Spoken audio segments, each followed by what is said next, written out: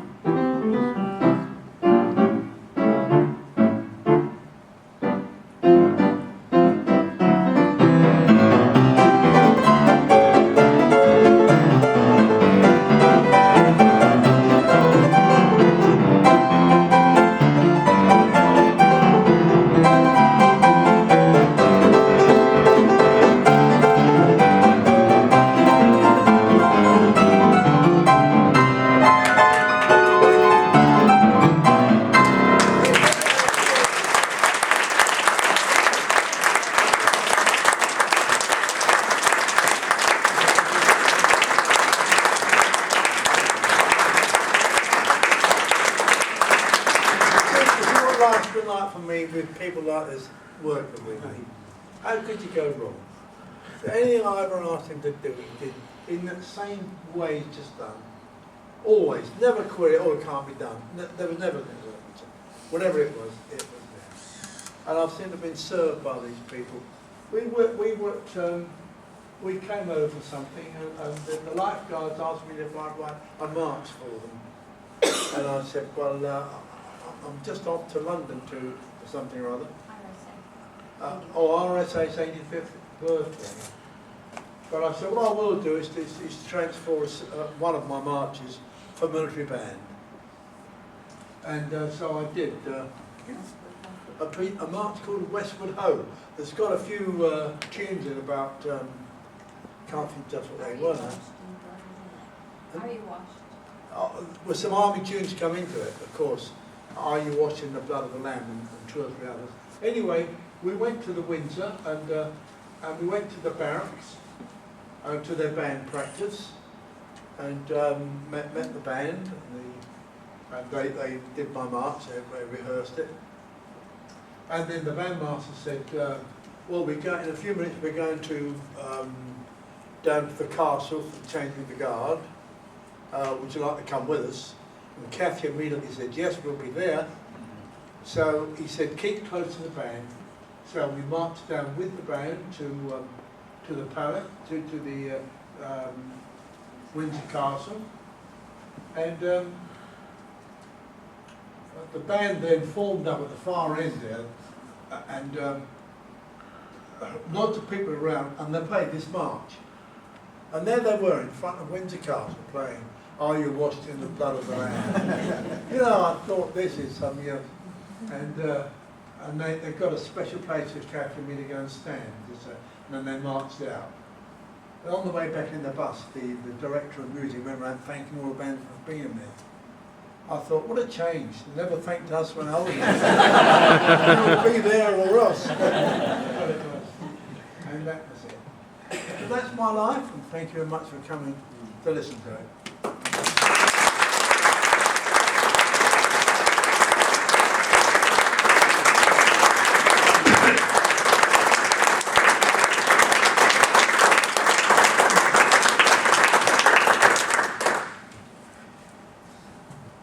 Privileged.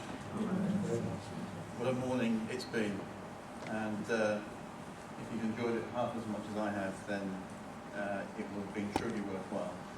In a few moments we will, those who wish to at least, please feel free to move across to the SPS building.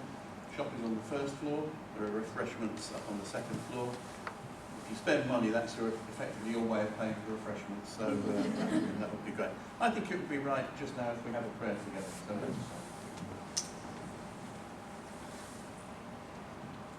Lord, we want to say thank you this morning. We feel such a sense of privilege to have been here and to have shared these moments with our friend Norman. Such a rich life, such wonderful memories, and such a tremendous influence on this army of ours. So we just want to say thank you. Thank you for his life, thank you for his influence, thank you for his music, but most of all, thank you for the man that is Norman Bearcroft and the way he has influenced each one of us in so many different ways. So Lord, be with us each for the rest of this day, as many of us move across to the Royal Albert Hall and enjoy the festival there. Be with us each and give us a great time in your name. I'm not finished with it. I hope you enjoy this. Thank you. Steps on the baby. To Peter. Well, they take part in the evening. Yeah, and doors open at 4:46. So it's maybe about 5:30. I think I can cope with another way. I've got somebody doing the meeting in the morning. Dare so he I- mention the details? I'm worried too much. Should he mention the details in the book? No. I can tell him. I'm going to tell him. Oh yeah, Okay then. I think you should know. Okay then. Oh, I'm sure we will. Okay. I'll see you later then. Gillian. Bye. Bye. G-I-double-L. That's it. Yeah. You know, this is Peter Quill. Yes. You like this? Yeah, he wrote it almost right. Peter brought the music to him. He could do his guest. You did years ago. And of course, He did on your receipt. Oh, did he? Okay, John. Anybody else? oh, it might have been the kids.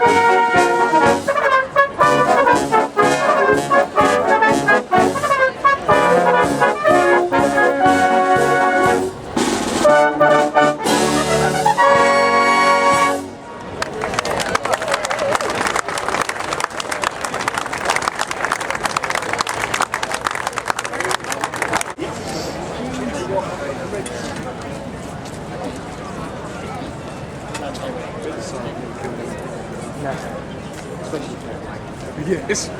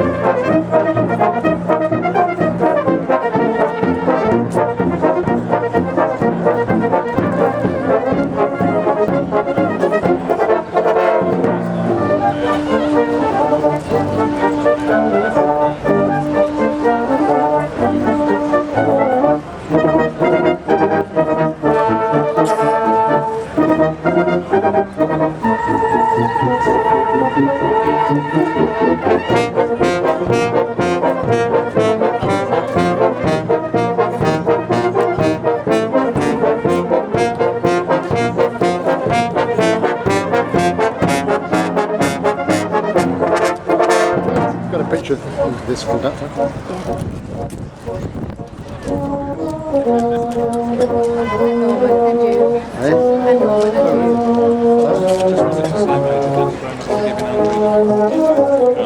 You're his brother? Yeah, I am. Yeah, you see the He resemblance. said there was a little fella. Remember that one?